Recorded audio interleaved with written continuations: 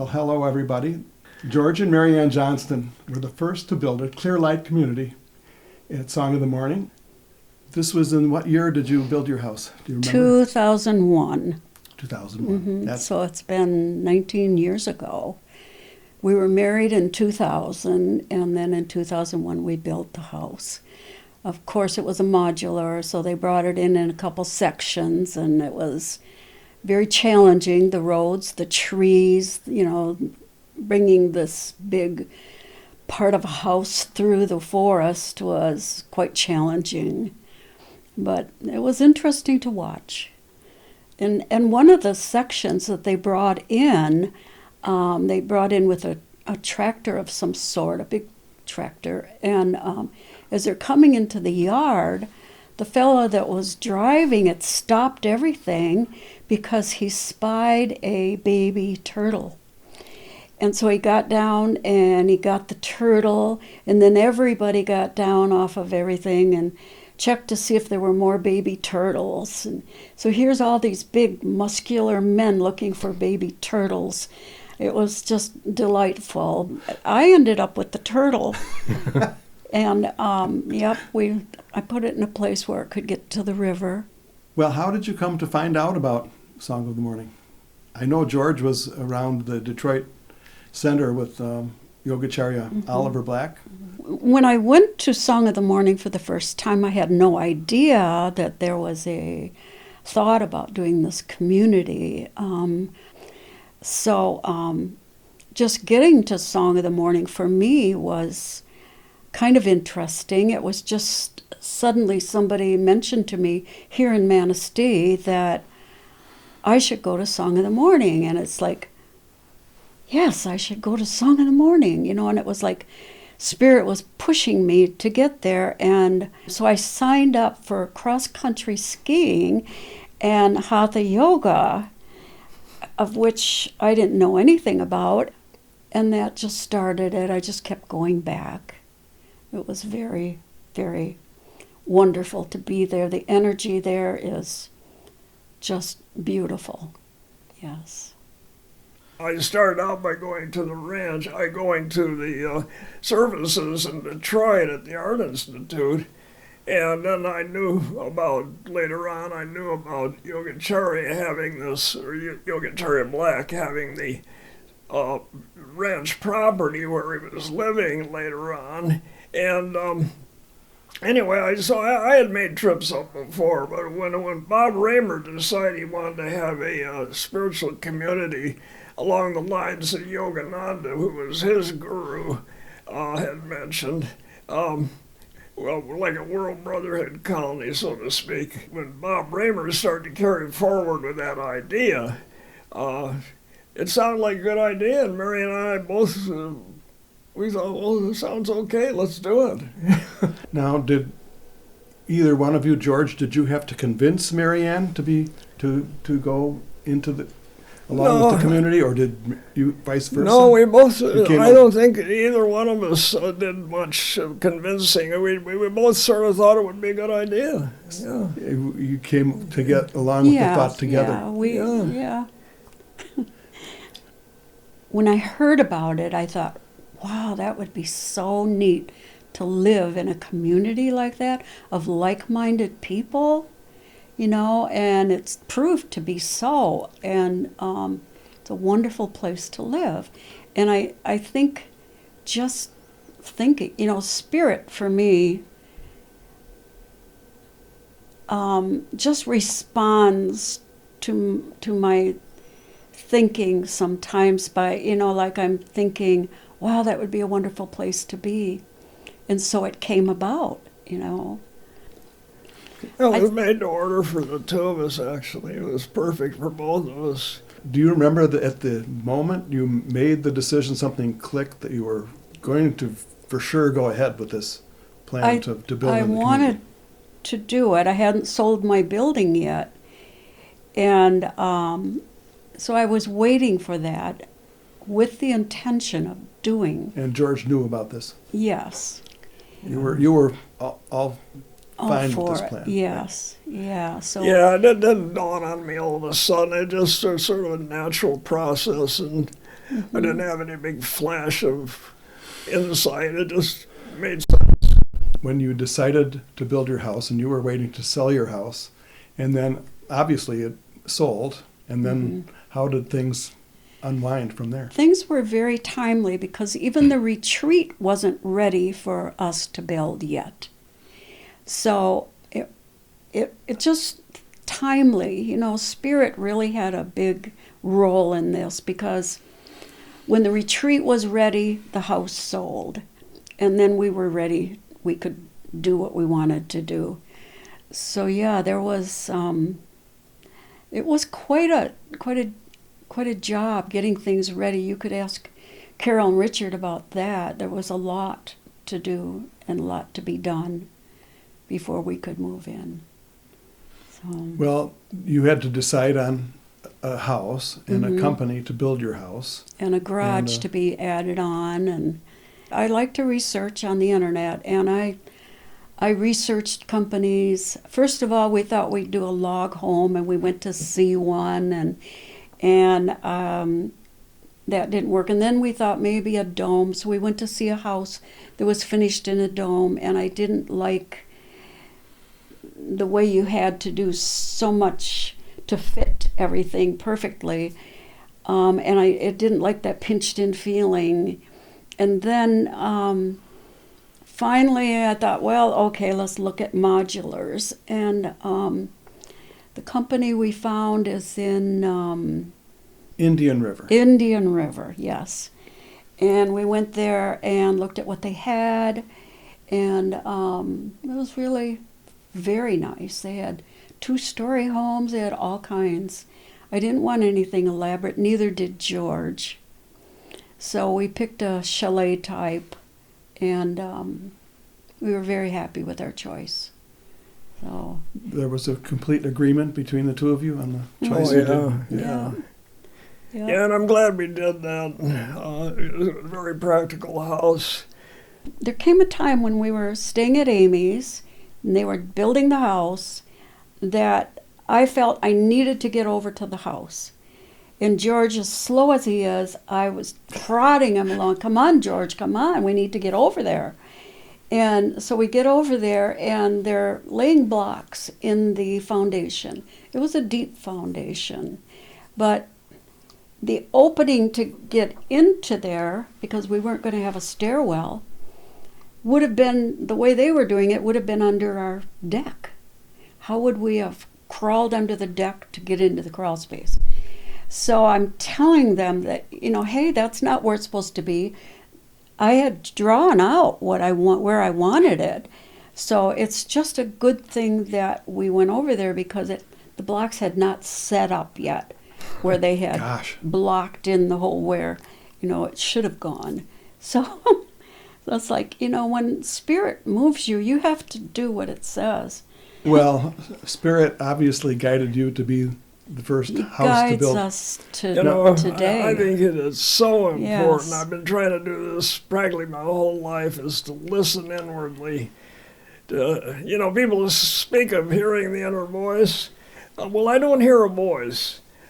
I get a thought, and I can tell the thought's coming from another source or from my higher self, which would seem like it's quite different from the ego self.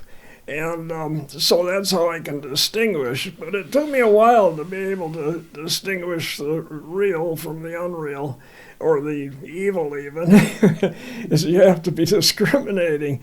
But then once you get the hang of it, your intuition gets stronger. And as the years went by, I just more and more would follow the thoughts that were coming to me, as long as I was sure where they were coming from Spirit.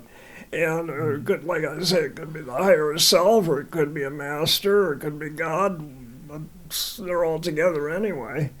Mm-hmm.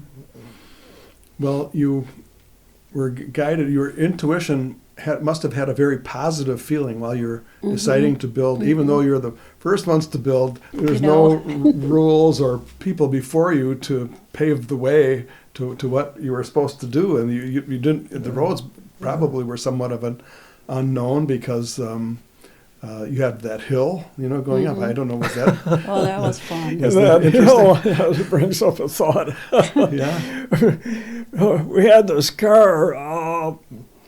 Roadmaster Buick. Yeah, and it was, rear-wheel drive, good car, but an old car. And we had a heck of a time getting up the hill to where the house was. Of course, Richard and Carol were up there, too, and Later. John and Ann, but that was later. Right. And it just happened that at one point when Richard was, I think he had already built his house there with Carol, and we were looking for a new car, and he mentioned the Subaru he thought might be good, so we got a Subaru with front-wheel drive, and that was perfect. Oh, great. There was never any fear in the building process, never any fear. I just knew it would all fall into place, never concern about what we're doing, is it right, or is everything going to be okay, or anything. No, there was absolutely no sense of fear. Did you have a sense that you were being somewhat brave to be the first ones? My mother used to say to me that I was like a cowcatcher on a train just plowing through life. And that's probably how it seems to some people, but I was doing what I like to do, and so, yeah. And George, you felt the same way. Did you feel like somewhat of a pioneer? Yeah, and I, like I say, with intuition, you don't have to go through all the mental gymnastics of trying to figure everything out.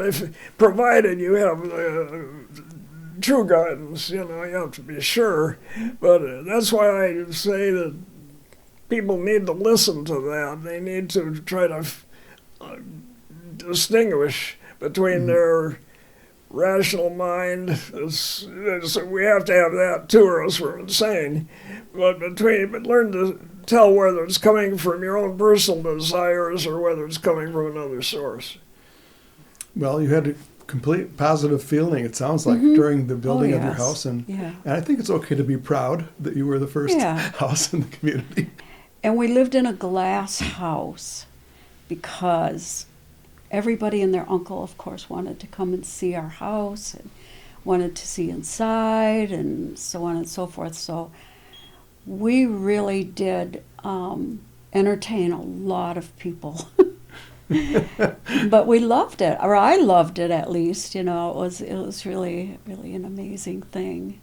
Well, you were the celebrities of being the first house in the Clear Light community. Yeah, I always enjoyed entertaining, and we'd have a garden party every year, and we'd have it at the house because I love flowers and things like that, and I did a lot of garden work. So did George. The funny part of it is what happened was people would be coming into the house and cramming in there, and it's supposed to be a garden party, right? Very few people outside, but they liked that camaraderie or that crowd thing, and for George's 80th birthday, Ann and Gary Wackenhut came over and played from the harp and his horns, and that was really a special time. So many wonderful times. You might ask, why did we leave? It was like 16, 17 years that we lived there. And sometimes I ask myself, why, except that it brought us closer to medical situations. We also had a house in Onekama, and so we ended up fixing that up to live there. And my family is all in the area. And another thing that happened was Dorothy and Wayne. Who bought your house? Yes, who bought the house, were the perfect people. And I knew that. I knew that the minute she said, I want it, I knew it was right. And I'm so very glad that they have it. And even now when we go up there periodically, we stay in the house, we stay in the bedrooms and use the house, and it's really sweet to be able to do that. It's not like this. It's not the same thing as living there, but it's nice. Yeah. What do you think the benefits are of living in a community? You touched on it earlier somewhat, but what was the main benefit, do you think, from being a part of the community? I really believe that being a part of a community where there are like minds is a benefit, definitely. And maybe I'm not sure how to express it, but some people come there only once or twice a year, and they come from a background that we don't always know, but still they come there because it's a great place to relax and have your own personal retreat. It's a great place to find a spot in the woods to meditate, or alongside of the lake that used to be there. And it's just a wonderful place to be. Sometimes I wish I were back, but I'm not one that's totally, completely attached to any specific dwelling or place that I'm living at, because I can find God within, without necessarily having people around me, but it's nice to have them. So, Well, the benefits of nature can never be overestimated. I mean, you get energies from trees. All these are real things. And the fresh air, the prana in the fresh air, and the sunshine, there's all kinds of energies that come through. And science doesn't know about all of this, but it's there. And to be in nature is calming, and if you love nature like the two of us do, Song of the Morning is just a wonderful, idyllic place to be. What has life been like since you moved away and came to Manistee? I'm inferring that you still carry part of the vibration of the ranch with you when you're here. More so at our home in Onekama, because even there we had a forest like around or behind us and on one side of us, and I love trees and woods and all of that. So I often associate my spiritual being with nature. And now we've moved into an apartment for seniors. I enjoy it here because, unlike Mary Ann, I'm constantly busy doing something big thing right now is editing these articles that have been written by a Swami in India, the southern part of India, that Mary Ann happened to be in contact with. And so these articles need a lot of revising and a lot of work. So anyway, I'm extremely busy. I'll probably be busy for the rest of this year doing that.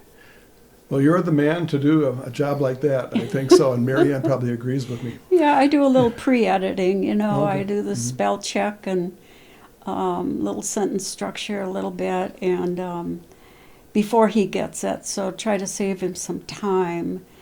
Okay, this is a song I'd like to dedicate to our river at Song of the Morning. Shall we gather by the river, the beautiful river, gather with the saints by the river, flowing by the throne of God. Shall we gather by the river, the beautiful river, gather with the saints by the river, flowing by the throne of God. Is there anything else you want to add, either of you? Or Well, I want to thank you for this opportunity to share our stories. I don't feel like much of a pioneer, you know. It just was. That's the way things are. And I don't know, it just didn't feel like we were making history or anything like that. Every day is making history. any final words? Keep on keeping on. Better to wear out than rust out. Yeah. Okay, I think we did it. Okay.